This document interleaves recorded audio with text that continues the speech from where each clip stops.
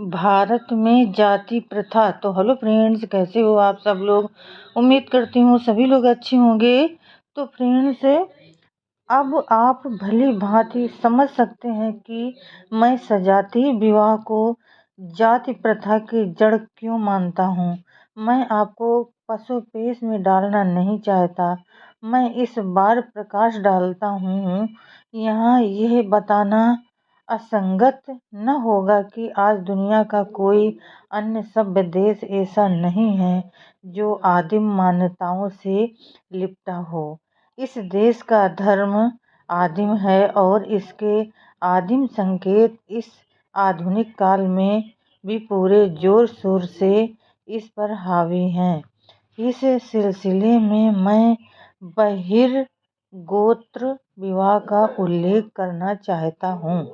आदिम युग में बहिर्गोत्र विवाहों का प्रचलन सर्वविदित है। युग परिवर्तन के साथ साथ जो इस शब्द की सार्थकता की ही जाती है और रक्त के घनिष्ठतम रिश्ते को छोड़कर इस संबंध में विवाहों पर कोई प्रतिबंध ही नहीं रहा।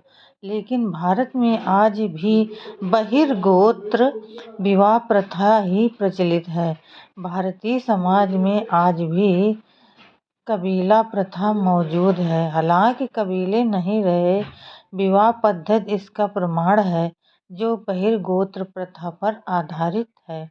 यहाँ सपिंड विवाहों पर ही प्रतिबंध नहीं है, बल्कि सगोत्र विवाह भी अपवित्र माने जाते हैं।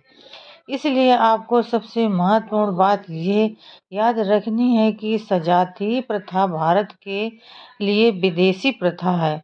भारत में विभिन्न गोत्र हैं और ये बहिर्गोत्र विवाह से संबंधित हैं।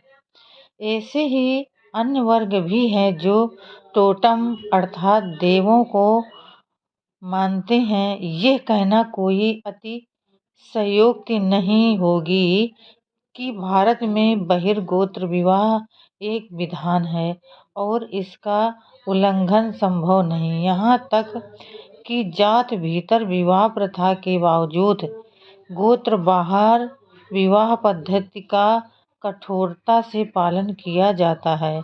गोत्र बाहर विवाह करने की प्रथा का उल्लंघन करने पर जात बाहर विवाह करने वालों की तुलना में कठोर दंड का विधान है।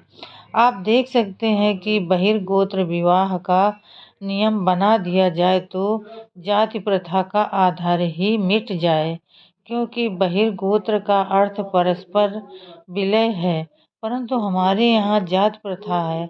परिणाम यही निकलता है कि जहाँ तक भारत का संबंध है, यहाँ बहिर्गोत्र विवाह विधान से अंततः जाति अर्थात सजातीय विवाह विधान भी जुड़ा है। बहरहाल मूल रूप से बहिर्गोत्र समाज में सजातीय विवाह विधान का पालन सरलता से संभव है, जो जाति प्रथा का मूल है और एक गंभीर समस्या है। इसी विधान के माध्यम से बहिर्गोत्र विवाहों के रहते सजातीय विवाह होता है। इसी पर विचार करके हमें अपनी समस्या का समाधान मिल सकता है। इस प्रकार सजातीय विवाह प्रथा की बहिर्गोत्रीय विवाहों पर जकड़ ही जाति प्रथा का कारक है। लेकिन बात इतनी सरल नहीं।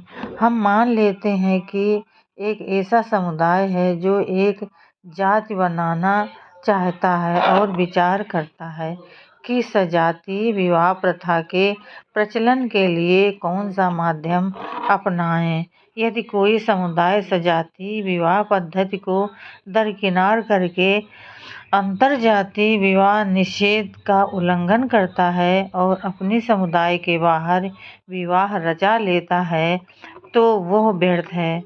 विशेष रूप से इस परिप्रेक्ष्य में कि सजातीय विवाह प्रथा के पहले सभी विवाह बहिर्गोत्र होते थे, फिर सभी वर्गों में ये प्रकृति है कि वे सम्मिश्रण के पक्षधर हैं और वे एक सजाति वर्ग में संगठित हो जाते हैं।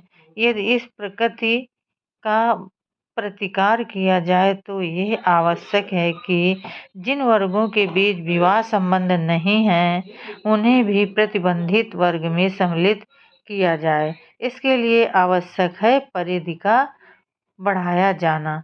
तो फ्रेंड्स, आज के लिए बस इतना ही। कल फिर मिलेंगे अगले नए वीडियो के साथ। तब तक के लिए फ्रेंड, जय भीम, नमो बुद्धाय।